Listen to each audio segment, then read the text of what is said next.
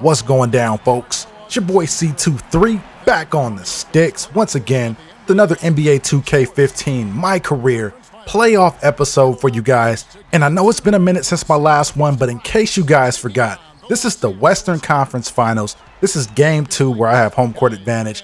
We've already taken care of business in game 1, and we're looking to come out here and do the exact same thing. We got to get a W today. This is one of those pivotal games where if you lose momentum all the way because the winning team has home court advantage going into game 3. So with the series going to Houston, I'd much rather go into that building with a 2-0 lead than tied 1-1. And we'll see if I can actually get that done because the last game was pretty tough, folks. So I'm expecting to have my hands full in this one just like I did in game 1. So I see Randall trying to give me the screen. Of course, I just wave him off. I'm not going to take that. But instead, I'm just going to go ahead and cash in a 3 because I got a feeling that later in the game, those 3-point shots are going to be huge. So I might as well get in rhythm now. But we got to deal with a lot of James Harden this series. And so far, Harden is just cooking. He just blew right by Kobe on that last play. So on my next offensive possession, I do what I do best. I set him up perfectly for the fadeaway J. Got to cash that in. He's not ready for me in the post. And I guess the same thing could be said for Jordan Hill because Dwight Howard just goes in with the easy dunk. So it's a 1-point game, still early on. I try to back my man down and blow the layup. I don't know how I missed that. That should be automatic, especially considering all these crazy 3-point buckets and acrobatic shots that I hit. But anyway, speaking of acrobatics, how does Jordan Hill just fall asleep on this play? I mean, come on, you got to do a better job defensively, Hill. That's not going to get it done. So the Rockets going a little bit of a run here as I cannot do anything whatsoever defensively. They're just scoring all these unanswered points. My only guess is that I was just meant to play from behind in this one. Now, if you guys have watched any of my other videos, you know that that's not necessarily a bad thing. I've pulled out some pretty decent wins when I'm playing from behind, so the Rockets might want to let me be close in this one rather than try to get ahead as I drop it into Jordan Hill down low so we can get an easy bucket. So it's 27-16, about 2:13 to go in the first quarter.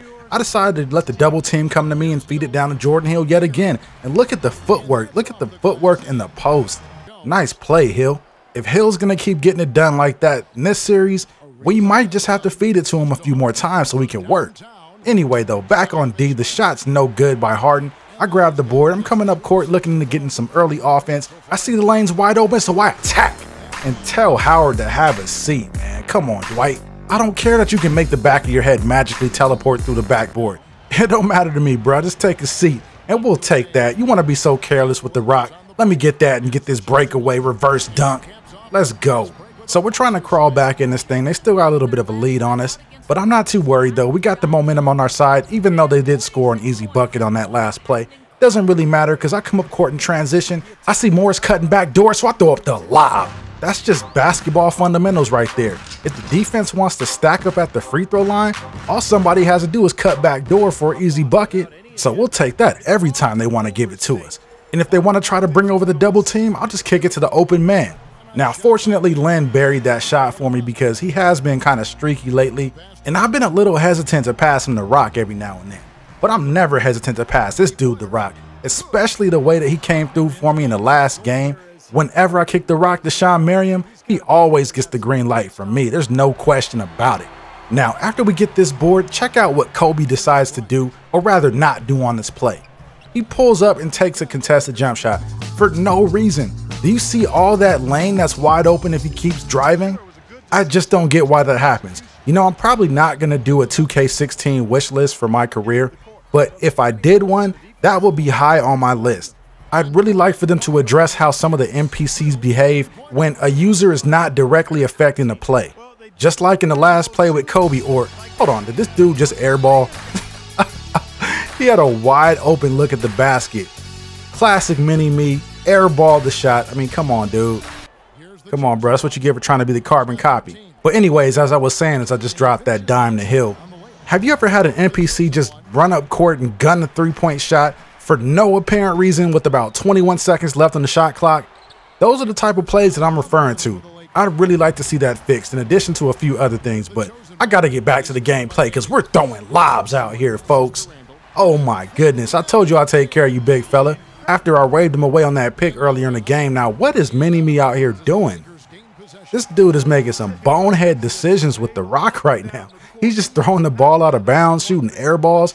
it might be time to sit that dude on the bench, as Kobe just drained in the 3-point bucket off my assist. So now we're back in this thing, no longer in danger of getting blown out. I decided to just pull up in transition, knock in the 3-point bucket to reestablish the lead once again, but then Harden comes back and does what Harden does. Can't do anything about that. Harden's going to get his on consecutive plays, just freaking it out here, doing reverse dunks. So what do? I go back to what's been working for me since day one. I got to pull up with that fadeaway. So after cashing in the fadeaway, I get back on D, and Mini-Me's careless with the rock yet again.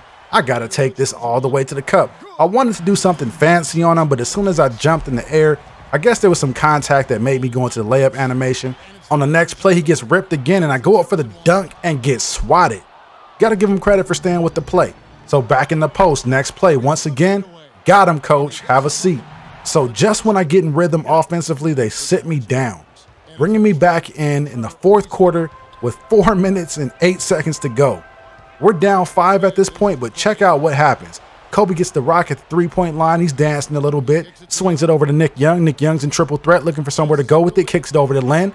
Len is absolutely smothered on defense, so he kicks it over to Kobe. Kobe kicks it back over to Young. Nobody wants to take a shot at this point, so the shot clock's winding down. Nick Young goes to work, forces a shot up over Harden, gets fouled, drains the basket. It's going to shoot a free throw for a possible 3-point play, which could make it a 2-point game at this point. So this is a huge free throw with 3:47 left in the game.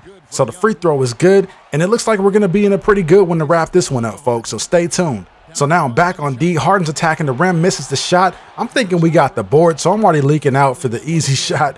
But Howard grabs the board and puts it back in for the score. So now I'm down 6. And sensing the desperation, I just pull up for 3. It's a perfect release, drops in. So now we're down 3 points with 2:40 to play. Back on D. We force him into a bad shot. Shot's no good. I sky in for the board. Get the rock, bring the ball up court, looking to get us into something quick and easy. We need a quick score, but ultimately we need a good look on this possession. So backing out of the double team, I see Nick Young standing there wide open. I kick it over to him, and he buries the wide open 3, tying the game up with 2:20 to go. Moving things ahead a bit with 40 seconds left. We're tied at 104.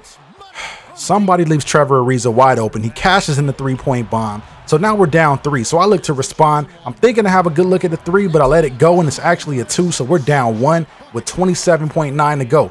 But on the inbound, we immediately foul, putting them on the free throw line. Not sure why we didn't get back and just play D, but it is what it is. So the first free throw is good. Now they're up 2. Second free throw is no good. He missed the free throw shot, so we have a shot to win or tie. And you know I'm playing for the last shot. I see Harden backing up off of me, so I just let it go and drain the shot with 3.7 left on the clock. That shot was as clutch as it gets, and it's almost as if James Harden was tempting me to take that shot. Just look at all the open space. Why would you want to tempt fate like that, James? If you're gonna back up that much for a game winner, you might as well just start walking to the locker room, because that shot was barely contested. I had an open look at it the entire way and drained it for the W, folks. So we end up taking this one 109-108 with a clutch and dagger 3-pointer by Demarcus Flight at the end to seal the deal. These games are tough, folks. I don't know if we can pull out the next one on the road, but you're gonna have to tune in to game 3 and find out. I hope you guys enjoyed this one. This is my time. I'm signing off, and I'll see you in the next one real soon.